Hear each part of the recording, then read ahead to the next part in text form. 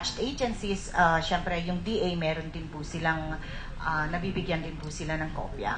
So, lahat po ng aming audit reports, meron po kayong kopya dito sa Senado. In the same way na meron din po sila sa Kongreso.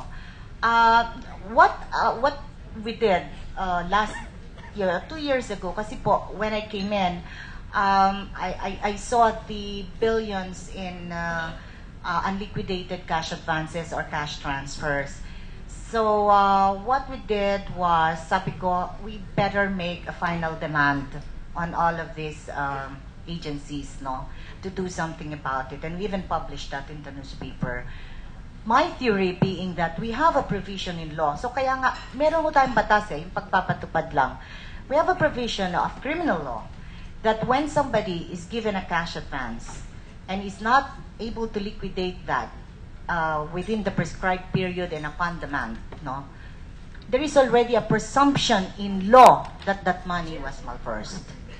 So that is what we did. I came up, sabi ko, this is going to be a final demand. Whoever has cash advances in his hands must liquidate already. And we were able to come up. We were able to come up with a list of these individuals and organizations that have not made liquidations, and we are now, sir, in the process of making suyod so that we can file the appropriate cases through the office of the ombudsman. We wish that we could be more expeditious, but as Chair Herbosa said, we have the same problem. We are not computerized.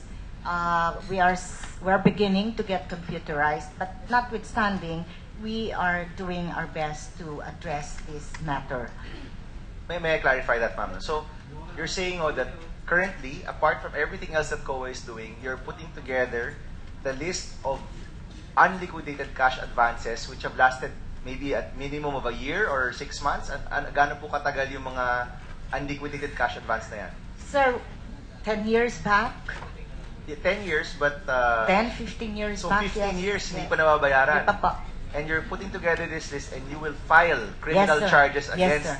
these officials. Yes, sir. Whether they're currently there or wala na po doon. Yes, sir. Okay, Yes, and sir. we will see this when po? Alex, Director Juliano, who's our director for fraud, Opo. is our point person.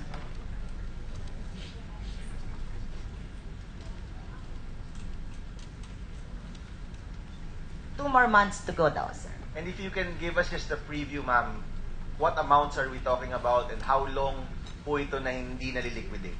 Yes, sir. We will do that. Now, can you give us a preview? Like, are we talking in the millions? Billions, sir. To an agency or to a person? In the aggregate billions. There are agencies, one agency lang would have $1 billion or so in unliquidated cash advances. It's also possible. Thank you very much. Certainly very revealing. Marami pong ano. Certainly very revealing. But I'd like to reiterate the point of Senator Bam, no, that we have to have a delicate balance here when it comes to the registration of entities, because tayo mga Pilipino, we tend to have the pendulum swing from one end to the other, and we would like to caution against making it difficult for people to register. Yeah. Yes. You mentioned, the COA report, ma'am, going to the agencies, then to Senate, and to the House of Representatives, and to the DPM. And you cited NABCOR and SAYREC. But now there is a new entity that you can submit it to, and has the GCG. GCG. Yes, sir. So let's Yes, go sir. to Attorney Cesar Villanueva. Sir, good morning. Good morning, Chairman. Yes, GCG, give us a brief background so that people who are listening would know what GCG is all about, and what are your powers? What can you do? Perhaps the best way to give a background is by addressing the concerns that have been raised by the other agencies. The Governance Commission was constituted in October of 2011 So this is our third full year by 2013. We inherited a total of 158 GOCCs, and some of them we excluded from our coverage by provision of law. Some of them we've actually abolished or declared them officially dissolved. We're down to about 121 GOCCs now that are active, and by the end of this year, we hope to be below 100 GOCCs under our supervision. Unlike in the case of SEC, where they have to grapple between the ability to be able to register, we don't have that difficulty. It almost takes an agency to go to an eye needle in order to be able to register with the SEC what would amount to a GOCC. We will not approve it, mainly because we are in an area where we're supposed to do governmental work, public work, and the only way by which an agency now creates an unchartered GOCC or a GOCC that's registered with the SEC, it must have a commercial function. And a general rule is that government has no business being in private enterprise or for profit unless it is an area that the private sector can undertake. So you have to prove to us, when an agency comes to us, that it is so necessary to organize through the SEC a GOCC that will undertake commercial activities. Because our general rule is that let the private sector be the one to undertake that.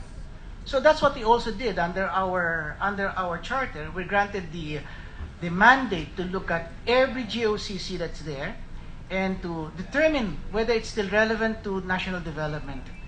And that among the mandates is that in areas where a GOCC is no longer serving the purpose for which it was originally constituted, or it is in an area where the private sector already does a very good job, we ought to abolish it or privatize it, as the case may be. And the good thing about our charter is that there was a tendency in the past for the GOCC sector to go to bloat.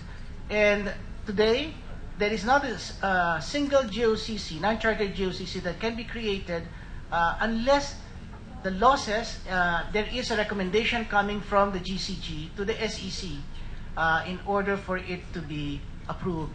So we have worked very closely with SEC on this, and there are GOCCs where the terms were about to expire. They were requesting that they be extended, and we wrote to SEC saying it does not make sense to extend the term. It has not been a very profitable or a good GOCC, so let its term end.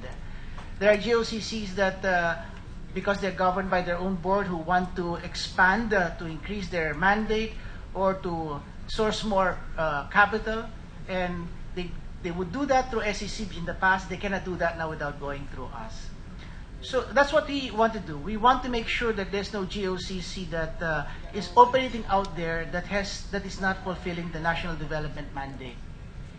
When it came to ZREC and NABCOR, even before the PDAP controversy were out, we already looked at all of this together with other GOCCs like Technology Transfer, TRC, NLDC, HSDC, and even before the controversy broke out, we already submitted recommendations to our principals that they should be abolished. For example, in the case of ZREC, ZREC is one of the highlights that ZREC sought to prove to us, to show that it should continue to exist, was the fact that it was profitable. And yet we saw there that a great part of the income that it was receiving was a 3% commission from PDAP. And we didn't know that there wasn't anything going wrong there. But if the only reason why a DA charter, corporate arm of the Department of Agriculture is able to survive because of something that it does, by sourcing it out to NGOs, we felt that it shouldn't exist. In other words, the government goes out of its way to register GOCC, and instead of being the one to undertake it, being properly manned to undertake it, it goes out and sources it out to NGOs. Then that GOCC does not have any reason for being. So we recommended it be abolished. NABCOR. NABCOR is consistently a losing proposition. It has 41 regular employees and it has been losing, so from that alone we said it should be abolished. We have the luxury, and compared to SEC, we have the luxury of going through them. We go to each of their offices, we look at what people they have, we look at the assets they hold, because this is government asset, and we do evaluate on how to do it. That's one way in which to ensure that this doesn't happen. When you have a lot of GOCCs, non-chartered GOCCs that are out there, having been organized by different departments, they tend to be vehicles because they tend to be outliers. No government agency actually monitors them. So we will close this down so that only the big GOCCs, the ones that are doing important work, remain to be monitored. The other one is we follow the carrot and stick procedure. For example, when it comes to advances, one of the things that we determined when we were constituted and we sat down with the chair and her commissioners early on is that we promised that any audit observation memo or notice of disallowance, even if it's not final, we will take seriously and we will put the government, our boards and management to task. In other words, we take them seriously. Because it made no sense for us, for COA to be doing a fine work over the years, and none of these observation notices ever see the light of day. So, one of the things that we did was, in each of our GOCCs, when we do performance agreement, by the way, that's what we do, our other mandate is to make sure that the boards of directors do a corporate visioning, they do targets that are measurable, and at the end of that year, we will determine whether they have met those targets, and if they have not met those targets, they will not qualify their people to the performance-based bonuses. So, in other words, motherhood statements with us, wonderful corporate visions and missions do not mean anything to us. We sit down, parang nagre-revalida sila, the whole board, and then we set targets that are measurable. And when we can't measure them, we work with them and be able to measure them. And therefore, what we do is at the end of the year, for example, the 2013 were negotiated. At the end of this year, we're now going to be measuring whether they have performed them. One of the items that we did was advances. When it comes to performance-based bonuses, in order for the problem not to grow, one of the things that they had to do is, certified under oath, they will qualify only to the performance-based bonus only if they're able to show that they have liquidated their advances within a certain number of period.